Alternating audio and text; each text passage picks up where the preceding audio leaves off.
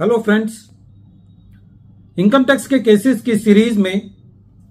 आज जो इशू हम डिस्कस करेंगे वो बहुत ही इंपॉर्टेंट मैटर पर है। जैसा कि हम सब जानते हैं कि सेक्शन 36 सबसेक्शन 1 क्लॉज 5A के अंदर जो employees contribution towards ESI and provident fund है, उसके ऊपर अब सुप्रीम कोर्ट के जजमेंट की मोहर लग चुकी है। Checkmate services private limited versus commissioner of income tax के केस के द्वारा। लेकिन जब ये जजमेंट आया 12 अक्टूबर 2022 को, तो उससे पहले काफी सारी हाई कोर्ट्स और ट्रिब्यूनल्स एसएससी के फेवर में फैसला दे चुकी थी। अब प्रश्न यह उठता है कि जहां पे ट्रिब्यूनल्स एसएससी के फेवर में एसएससी को रिलीफ दे चुकी हैं और वहां पे रेवेन्यू क्या एक सुप्रीम कोर्ट के जजमेंट का सहारा लेकर के एक मिसलेनियस एप्लीकेशन फाइल करके उन ऑर्डर्स को रिवर्स करने की बात कह सकता है सेक्शन 254 सबसेक्शन 2 के अंदर? यही इशू जयपुर ट्रिब्यूनल की बी बेंच के सामने आया। केस का नाम है deputy commissioner of income tax CPC income tax officer versus Suman Solanki, और यह case 110 ITR tribunal page number 516 पर रिपोर्ट हुआ और इस केस का जजमेंट 17 जुलाई 2023 को आया। प्रेजेंट केस में एसएससी का असेसमेंट ईयर 18-19 का मैटर है। सेक्शन 143 सबसेक्शन 1 के अंदर एसएससी का डिसअलाउंस किया गया जो एसएससी ने एम्प्लॉइज कंट्रीब्यूशन टुवर्ड्स ईएसआई और पीएफ उन एक्ट्स की रिस्पेक्टिव डेट्स के अंदर जमा नहीं किया था टैक्स ऑडिट रिपोर्ट के बेसिस पर। एसएससी ने इस डिसअलाउंस के अगेंस्ट सीआईटी अपील के पास अपील की थी, जिसको सीआईटी अपील पहले ही डिसमिस कर चुका था। और एसएससी जब ट्रिब्यूनल गया था तो ट्रिब्यूनल ने एसएससी की अपील को अलाउ कर दिया था। उस वक्त जो वेरियस हाई कोर्ट्स के डिसीजंस थे और रिस्पेक्टिव राजस्थान हाई कोर्ट जो कि एसएससी की जुरिस्डिक्शनल हाई कोर्ट थी, उसके डिसीजन को फॉलो करते हुए ट्रिब्यूनल ने एसएससी को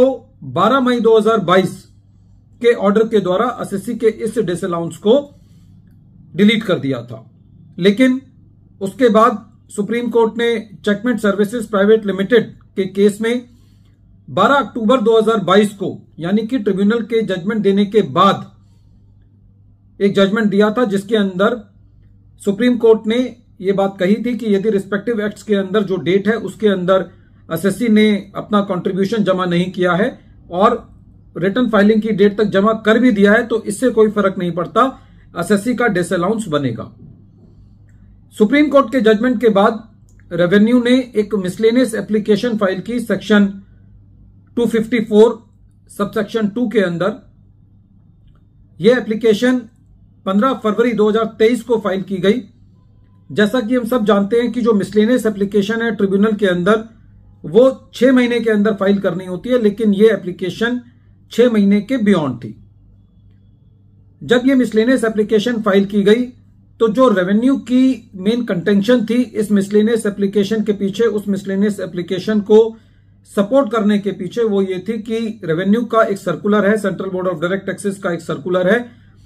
17 नवंबर 1971 का, 17 नवंबर 1971 का, जो कि यह कहता है कि यदि कोई मिस्टेक अपरेंट है जो कि अराइज हुई है सुप्रीम कोर्ट के द्वारा किसी एक इशू पर अपनी एक इंटरप्रिटेशन के द्वारा, तो उस सुप्रीम कोर्ट ने जो इंटरप्रिटेशन दी है उसको, उसके मुताबिक उसको एक मिस्टेक अपरेंट फ्रॉम रिकॉर्ड माना जा सकता है और सेक्शन 254 सबसेक्शन 2 के अंदर उसको मिसलेनियस एप्लीकेशन से ठीक कराया जा सकता है। जब रेवेन्यू ने अपनी ये दलील दी तो एसएससी ने भी अपने कंटेंशंस रखे। एसएससी की पहली कंटेंशन ये थी कि क्योंकि सेक्शन 254 सबसेक्शन 2 के मुताबिक मिसलेनियस एप्लीकेशन 6 महीने के अंदर फाइल की जानी चाहिए और क्योंकि रेवेन्यू की ये एप्लीकेशन 6 महीने के बाद है तो ये एप्लीकेशन टाइम बार है। लेकिन ट्रिब्यूनल ने इस दलील को नहीं माना। सेकंड, एसएससी की जो कंटेंशन थी वो ये थी कि जो सुप्रीम कोर्ट का जजमेंट आया है वो जजमेंट जिस डेट पर ट्रिब्यूनल ने अपना जजमेंट दिया था उस डेट पर अवेलेबल नहीं था, इसलिए इसको मिस्टेक अपरेंट फ्रॉम रिकॉर्ड ना मानते हुए मिसलेनियस एप्लीकेशन को अलाउ नहीं किया जाना चाहिए। नेक्स्ट कंटेंशन एसएससी की यह थी कि जो फाइनेंस एक्ट 2021 है, जहां पर यह क्लैरिफाई कर दिया गया है कि जो एम्प्लॉय शेयर है वो अब यदि ड्यू डेट तक जमा नहीं हुआ जो कि उन रिस्पेक्टिव एक्ट्स में दी हुई है तो उसका डिसअलाउंस होगा, लेकिन वो अमेंडमेंट असेसमेंट ईयर 21-22 से आई है और क्योंकि एसएससी का असेसमेंट ईयर 18-19 है तो वो एसएससी पर एप्लीकेबल नहीं होगी। नेक्स्ट एसएससी की कंटेंशन थी कि ये जो इशू है ये एक डिबेटेबल इशू है, ये सेक्शन 143 सबसेक्शन 1 का इशू ही नहीं था। नेक्स्ट